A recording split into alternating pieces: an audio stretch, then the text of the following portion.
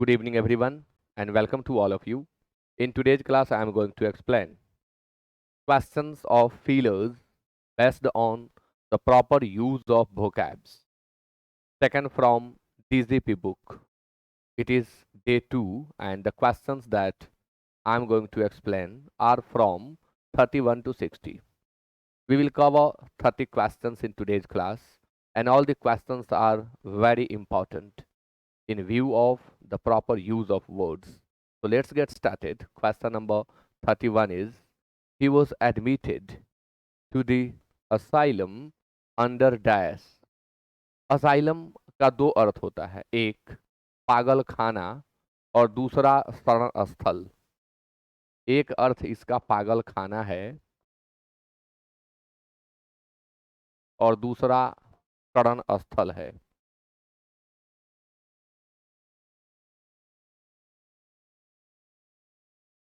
पागल खाना और शरण स्थल।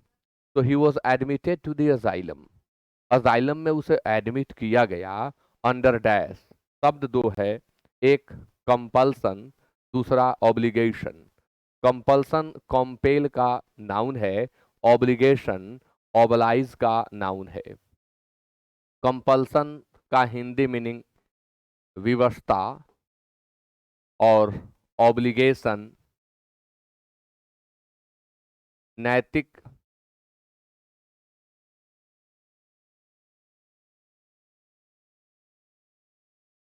नैतिक जिम्मेवारी, वैधानिक कर्तव्य।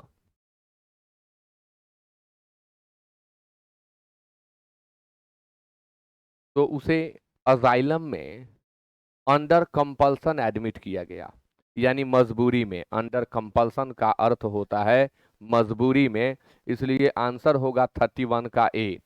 क्वेश्चन नंबर 32 आप सभी लोग आंसर दें। क्वेश्चन नंबर 32 में है you should try to get a dash rank in the annual examination. Annual examination में आपको डैश रैंक लाने की कोशिश करनी चाहिए। कैसा रैंक लाने की कोशिश करनी चाहिए? ए में है क्रेडिबल। क्रेडिबल मीन्स विश्वसनीय, जिस पर विश्वास किया जा सके उसके लिए हम क्रेडिबल का यूज करते हैं। क्रेडिटेबल मीन्स होता है प्रशंसनीय, जिसकी प्रशंसा की जा सके। इसके बदले हम प्रेज वर्दी का यूज करेंगे और क्रेडिबल के बदले हम यूज करेंगे बिलीवेबल का। तो रैंक की जहां हम बात करें, क्रेडिबल और क्रेडिटेबल में क्रेडिटेबल होगा। ऐसा रैंक जो प्रशंसा के योग्य हो, तो आंसर 32 का बी होगा। क्वेश्चन नंबर 33 आपके सामने। 33 में है the patient regained dash after the drug was administered. जब दवा दी गई, एडमिनिस्टर का प्रयोग मेडिसिन देने, इंजेक्शन देने दोनों में करते हैं। जब दवा दी गई तब पेशेंट रीगेन किया डैश को, कंससनेस को और कॉन्सियंसस को। कंससनेस मीन्स होश, चेतना, और कॉन्सियंसस ये तो नाउन है ही नहीं, यह एडजेक्टिव है। कर्तव्यनिष्ठ यानी ड्यूटीफुल, सिंसियर। तो दवा देने के बाद बात पेशेंट की हुई। पेशेंट को जब दवा दी गई तब वह होश में आ गया, इसलिए 33 का आंसर ए होगा। Question number 34।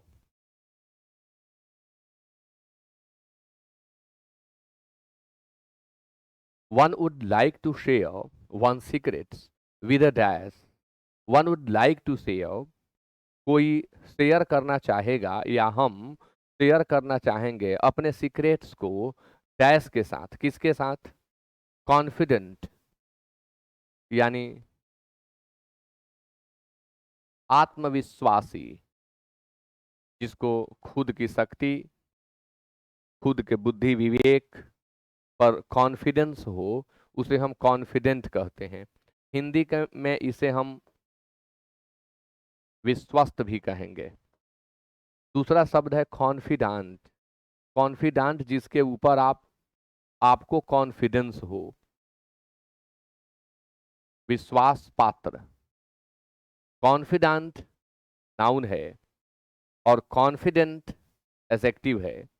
यहाँ जरूरत हमें नाउन की है क्योंकि ए डिटर्मिनर लगा हुआ है, और हम जो हमारा कॉन्फिडेंट होता है उसके साथ अपने सीक्रेट्स को साझा करते हैं। कॉन्फिडेंट काफी अलग मीनिंग रखता है। Question number 35।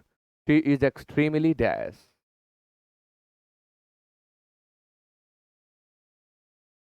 She is extremely dash. वह अत्यंत डैश है। ये तो बच्चे भी बना देंगे। हैंडसम है और ब्यूटीफुल है तो ब्यूटीफुल होगा।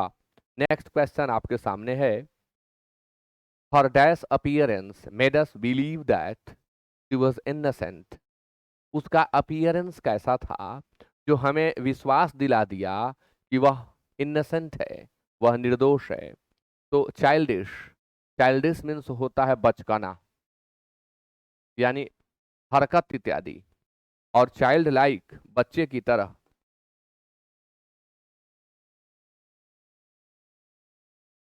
शिशु सुलभ कहें या बच्चे की तरह कहें। मासूमियत को व्यक्त करने के लिए चाइल्ड लाइक का यूज करेंगे। चाइल्डिश तो हरकत को बताता है। चाइल्डिश जो है वो मिस्चीवस एक्टिविटी के लिए यूज होगा, नॉटी एक्टिविटी के लिए यूज होगा। चाइल्डिश बचकाना नेगेटिव सेंस का वर्ड है और चाइल्ड लाइक पॉजिटिव सेंस का वर्ड है। आगे बढ़ते हुए क्वेश्चन नंबर 37 आपके सामने। Dash matting is the chief industry of Kerala. Kerala का चीफ इंडस्ट्री है डैश मैटिंग। ए में शब्द है कोय्यो, बी में शब्द है कोयर। ए में कोय्यो और बी में कोयर। अंतर क्या है? Choir means a group of music performers, संगीतज्ञों की एक टोली। A group of music performers. और coir means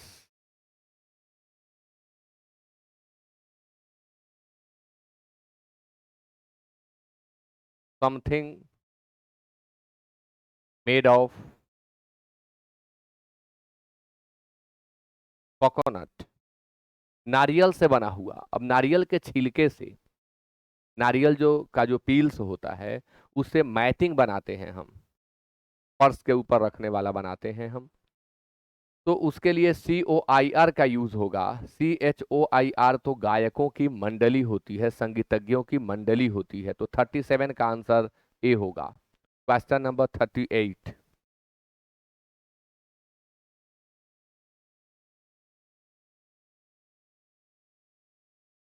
the mothers dash for the child knows no bounds. The mother's dash for the child knows no bounds. बच्चे के प्रति माँ का डैश किसी सीमा को नहीं जानता। क्या? अफेक्टेशन मीन्स दिखावा, प्रिटेंशन। दिखावा, प्रिटेंशन, आडंबर। अफेक्शन स्नेह, प्यार, दुलार। तो माँ का स्नेह बच्चे के प्रति जो होता है वो असीम होता है। उसे हम किसी बाउंड्री में कॉन्फाइन नहीं कर सकते। इसलिए यहाँ अफेक्शन होगा, अफेक्टेशन नहीं। अफेक्टेशन क्या है? प्रिटेंशन है, दिखावा, दिखावटी व्यवहार भी आप कह सकते हैं। एयर मीन्स हवा होता है, एयर्स मीन्स दिखावटी व्यवहार। तो आप अफेक्टेशन के बदले एयर्स का यूज कर सकते हैं। एयर्स मीन्स दिखावा या दिखावटी व्यवहार। 38 का आंसर बी होगा। Question number 39।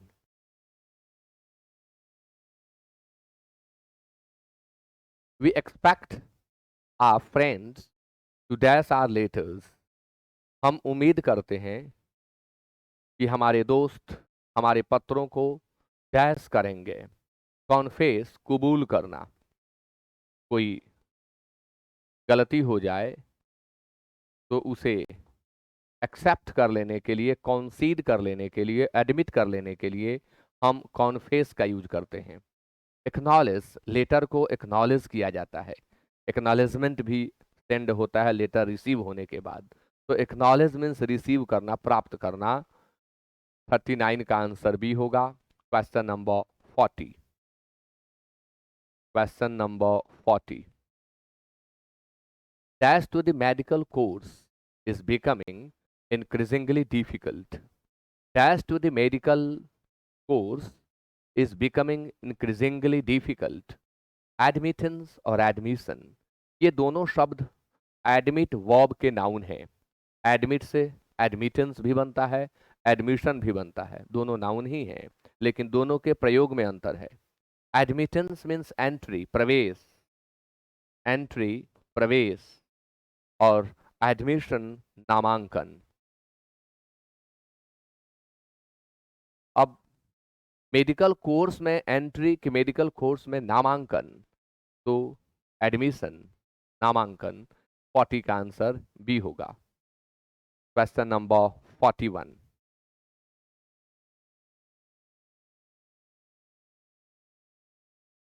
He was walking dash the president, besides and beside.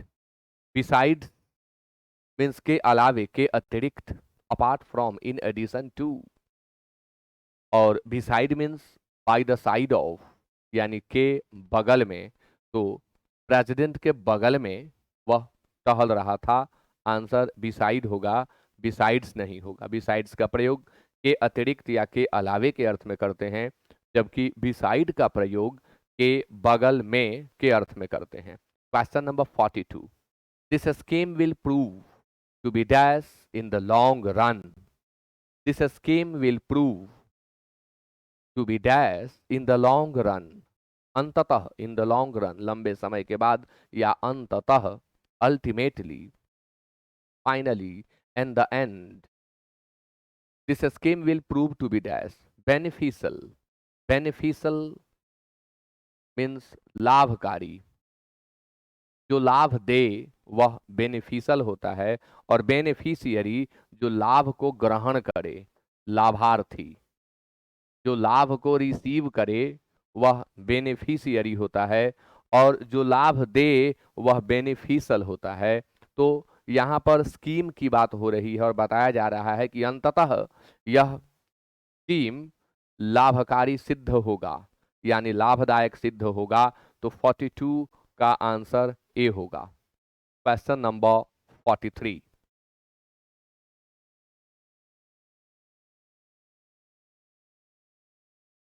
He is a person of dash test. He is a person of dash test. Test means रुचि। Test means स्वाद, यहाँ ना समझें, यहाँ test का अर्थ रुचि है, liking है। तो she is a person of dash taste, artistic और आर्टफुल। आर्टिस्टिक मीन्स कला का, किसी खास कला का, किसी स्पेशल आर्ट का, पर्टिकुलर आर्ट का। और आर्टफुल मीन्स होता है चालाक। आर्टफुल मीन्स धूर्त, कपटी। कनिंग टाइप का जो हो वह आर्टफुल होता है। और आर्टिस्टिक बेस्ड ऑन आर्ट, जो आर्ट पर आधारित हो वो आर्टिस्टिक है, एस्थेटिक भी कह सकते हैं इसे। तो 43 का आंसर ए होगा। Question number 44। 44 का आप सभी आंसर दें। Plague is a dash disease. Plague is a dash disease. शब्द है कंटाजियस और इन्फेक्शस। कंटाजियस और इन्फेक्शस, छुआछूत से फैलने वाला।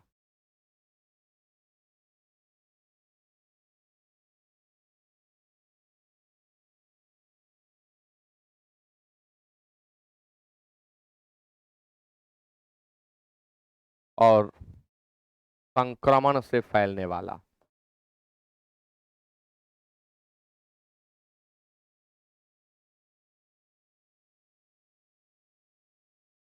तो प्लेग के लिए हम कंटाजियस का यूज करेंगे। 44 का आंसर ए होगा। Question number 45, burglary is a dash. Answer देंगे आप लोग। Burglary is a dash. Burgle शब्द है सेंध मारना, चोरी करना। पिल्फर इसका सिनोनिम होता है बलगर का। स्टील इसका सिनोनिम होता है। बर्गलरी मीन्स स्टील्थ होगा, पिल्फरेज होगा। इसका सिनोनिम मैं लिख देता हूं, आप याद करेंगे।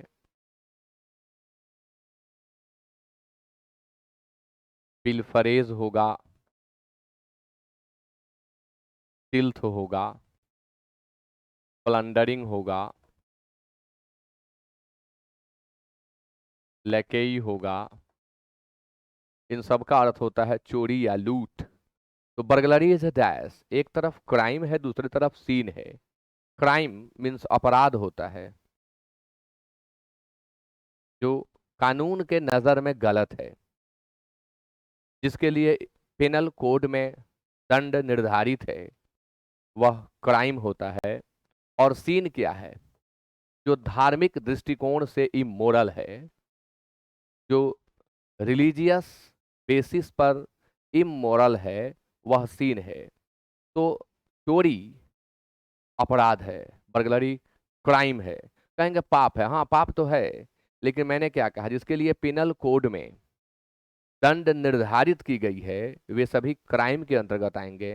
जो धार्मिक दृष्टिकोण से देखा जाए, जिसको देखने का पैमाना दृष्टिकोण धार्मिक हो, उसे हम पाप या पुण्य कहते हैं। तो यहाँ क्राइम होगा। 45 का आंसर ए होगा। Question number 46। क्वेश्चन नंबर 46,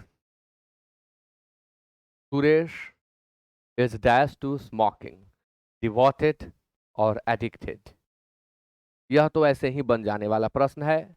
अगर एकस्टम्ड और एडिक्टेड होता तो कुछ समझाया भी जाता।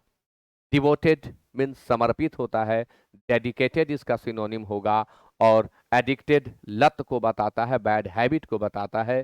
तो Suresh is addicted to smoking, यानी सुरेश को धूम्रपान की लत है।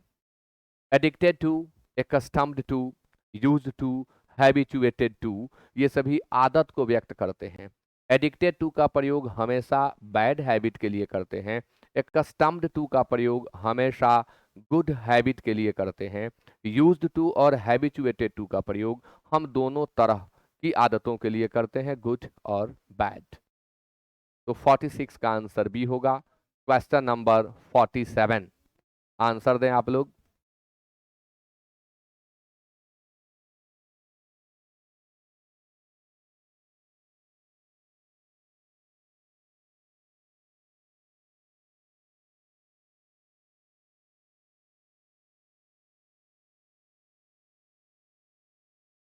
Question number 47. The post office dash the stamps on letters before dispatch. Post office letter को डिस्पैच करने से पहले उस पर स्टैंप को डैश करती है। तो एक शब्द है इफेसिस, दूसरा है डिफेसिस। इफेस मीन्स मिटाना होता है, रगड़ कर हटा देना, दूर कर देना। इसका सिनोनिम इरेज होगा। और डिफेस मीन्स होता है आकृति, चेहरा बिगाड़ देना, चेहरे को खराब कर देना, चेहरे को विकृत कर देना डिफेस है। लेकिन डिफेस द स्टैम्प्स मतलब होता है मुहर लगाना। डिफेस द स्टैम्प्स मीन्स मुहर लगाना। इसलिए आंसर 47 का क्या होगा? बी होगा, इफेसिस नहीं। Question number 48। Question number 48, the judge granted dash and the man was released. The judge granted dash and the man was released. Forgiveness, comma, pardon, comma. Pardon का use कहाँ करें? जैसे कोई शुल्क, कोई दंड निर्धारित की गई है और उसे जमा कर दिया गया, जज पार्डन कर दिए। फॉरगिवनेस, अच्छा पार्डन का और यूज पहले जान ले। अगर आप किसी की बात सुन रहे हैं, आपको सुनाई नहीं पड़ रही है, कहना है जरा फिर से बोलिए, जरा जोर से बोलिए, तो वहां भी हम कहते हैं पार्डन प्लीज। पार्डन प्लीज, दोहराने के लिए भी हम पार्डन प्लीज का यूज करेंगे। फॉरगिवनेस मीन्स क्षमा, यानी दया करके किसी को क्षमा कर देना, ये फॉरगिवनेस है। यहाँ पर कहा जा रहा है कि द मैन वॉज रिलीज्ड, तो यहाँ तो हो सकता है दोनों, फॉरगिवनेस भी हो सकता है और पार्डन भी हो सकता है, बट बात जज की हो रही है तो पार्डन ज्यादा अच्छा होगा। Question number 49।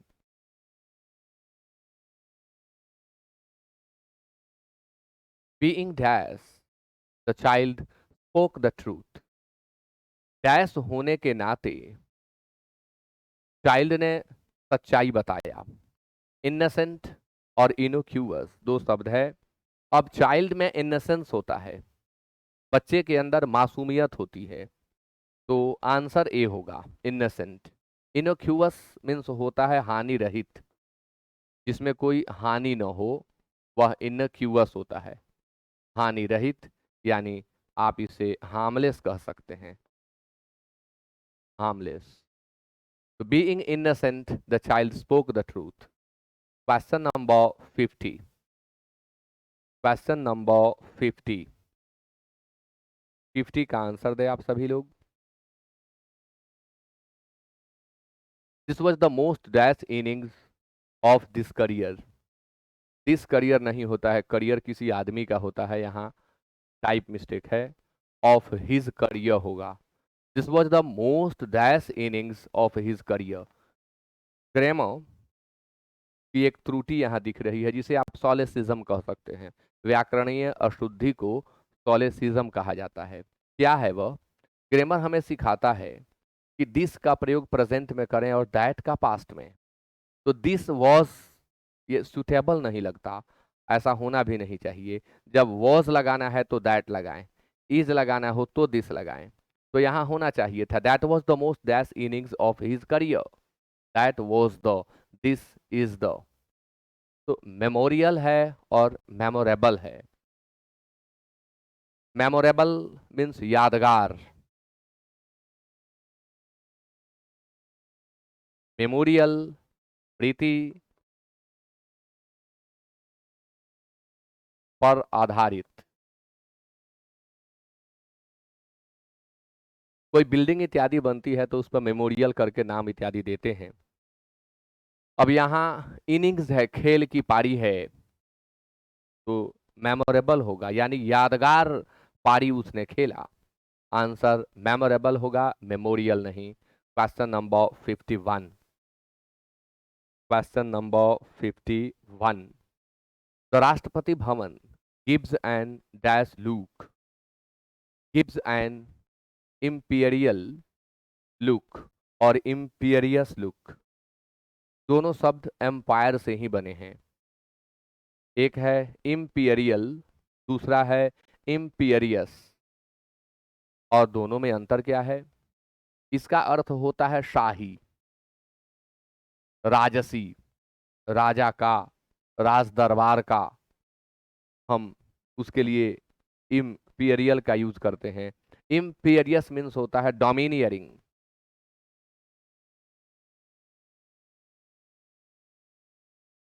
Commanding, authoritative.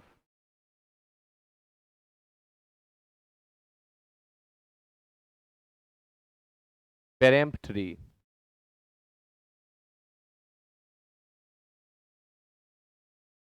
Imperious person होते हैं, ये वे लोग होते हैं जो चाहते हैं कि मैंने कुछ कहा और उसी समय अमल किया जाए, उस पर उसी समय उसे किया जाए, यानी ये आज्ञा सूचक कहे जाते हैं। जो आज्ञा इन्होंने दिया तुरंत उसका पालन किया जाए, ऐसे लोगों को हम इंपीरियस कहते हैं। इसके लिए मैंने सिनोनिम डोमिनियरिंग, कमांडिंग और पेरेम्प्टरी दे दिया, आप याद करेंगे। तो यहाँ पर राष्ट्रपति भवन के लुक की बात हो रही है, तो शाही लुक है ना उसका, उसकी जो एक छटा बन रही है वहां, जो एक दृश्य है वह कैसा है? तो वह शाही है, राज दरबार की तरह दिखता है, राजसी लुक है उसका। 51 का आंसर ए होगा। Question number 52। Naresh was trying his best to get dash with the girls. Naresh भरपूर प्रयास कर रहा था वह गर्ल्स के साथ डैश कर लेने का, मतलब प्रयास कर रहा था कि गर्ल्स के साथ वो डैश हो जाए, पॉपुलर हो जाए, पॉपुलस हो जाए। पॉपुलस मीन्स तो होता है आबादी वाला, पॉपुलस यानी फुल ऑफ पॉपुलेशन, जो जनसंख्या से भरा हुआ हो, उसके लिए हम पॉपुलेशन का एडजेक्टिव बनाएंगे, पॉपुलस हो जाएगा। और यहाँ है पॉपुलर, तो आंसर ए होगा। लड़कियों में पॉपुलर होने की वह बेस्ट कोशिश कर रहा था, लोकप्रिय होने की कोशिश कर रहा था, उनमें घुलने मिलने की कोशिश कर रहा था। 52 का आंसर ए होगा। 53 आपके सामने। Answer books may have to be dash if a candidate applies for it। यदि कोई कैंडिडेट आवेदन करता है तो आंसर बुक्स को may have to be dash, answer book को डैश किया जा सकता है। तो क्या करें? रीमार्क्ड और रिमार्क्ड, रीमार्क्ड और रिमार्क्ड।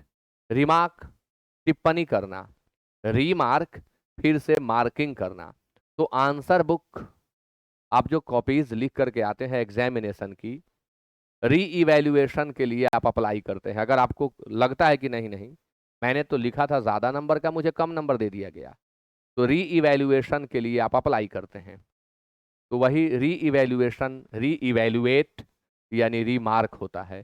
तो आंसर बी होगा। और रिमार्क मीन्स तो टिप्पणी करना, कमेंट करना। 53 का आंसर बी होगा। Question number 54।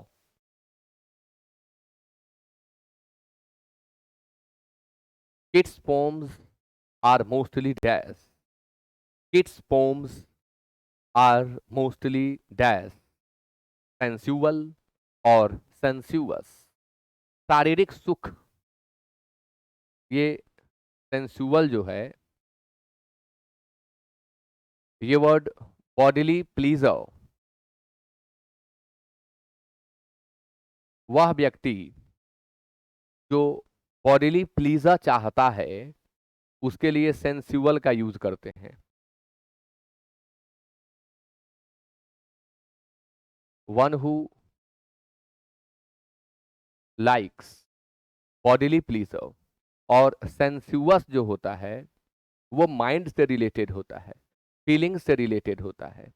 अब बात साहित्य की जा रही है तो साहित्य में एस्थेटिक ब्यूटी होती है, यानी किड्स की जो पोम्स हैं वो सेंसुअस हैं, ये बॉडीली नहीं मेंटली। और ये होता है बॉडीली, सेंसुअल मतलब शारीरिक सुख में लिप्त रहने वाला। इसका नेगेटिव वर्ड आप नेगेटिव सेंस में भी ले सकते हैं, इसे इरोटिक कह सकते हैं, इसे आप लिबिडिनस कह सकते हैं, लाइसेंसस कह सकते हैं, लेकिन थोड़ा ज़्यादा नीचे गिर रहा है। आप सेंसुअल के बदले एरोटिक का यूज करें। और सेंसुअस जो है वो भावना को बताता है। तो पोम से हमें क्या मिलती है? पोम से हमें फीलिंग्स इत्यादि मिलती हैं। किड्स की जो पोम्स होती हैं वो सेंसुअस होती हैं, ये कहा जा रहा है, मतलब काफी इंद्रियों की गहराई में हमें ले जाती हैं। तो आंसर 44 का बी होगा। Question number 45।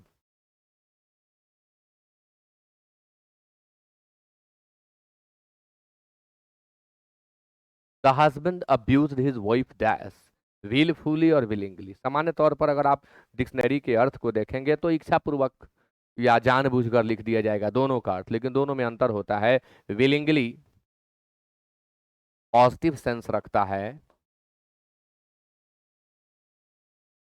और विलफुली नेगेटिव सेंस रखता है।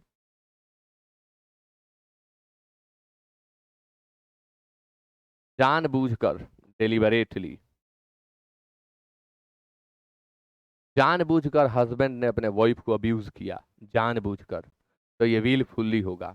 विलिंगली मीन्स होता है स्वेच्छा से, खुद की इच्छा से, ये पॉजिटिव चीज है, ये नेगेटिव है।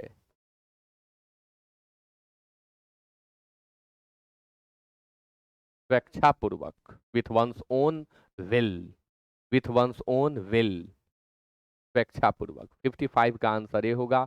56।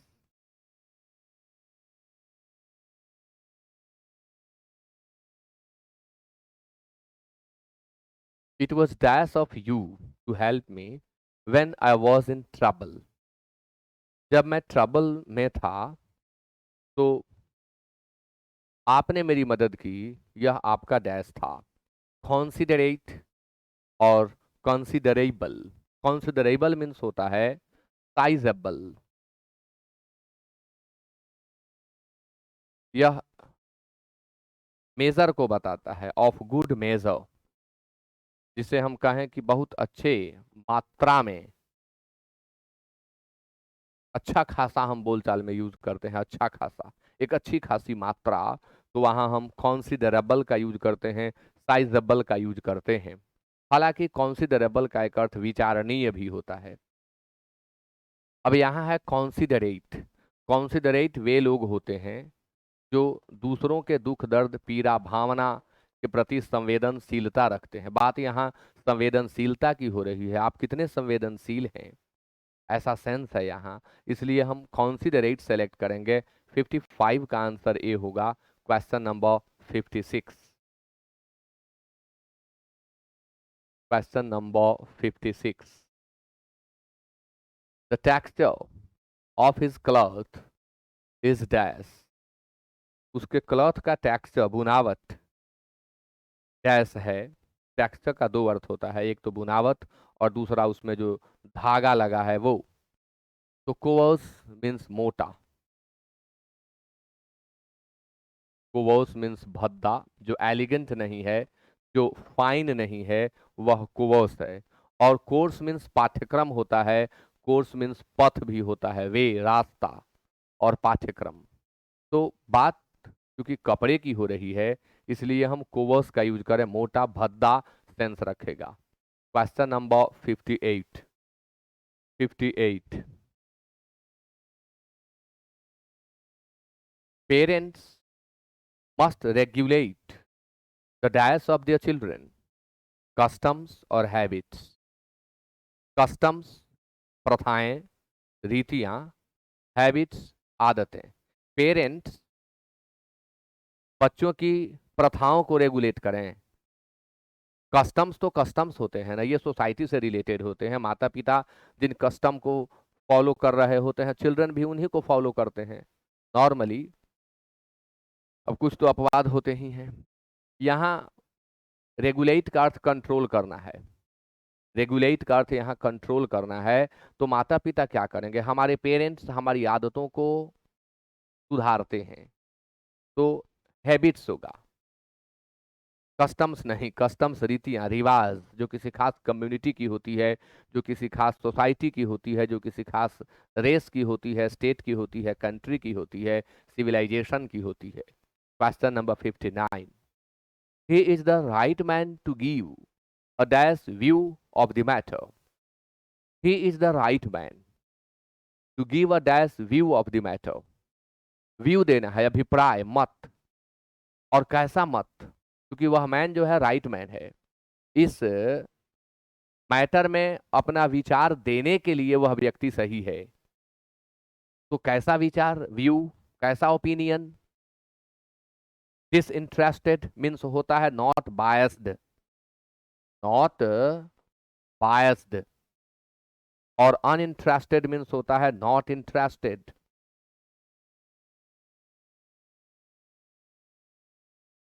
Not interested.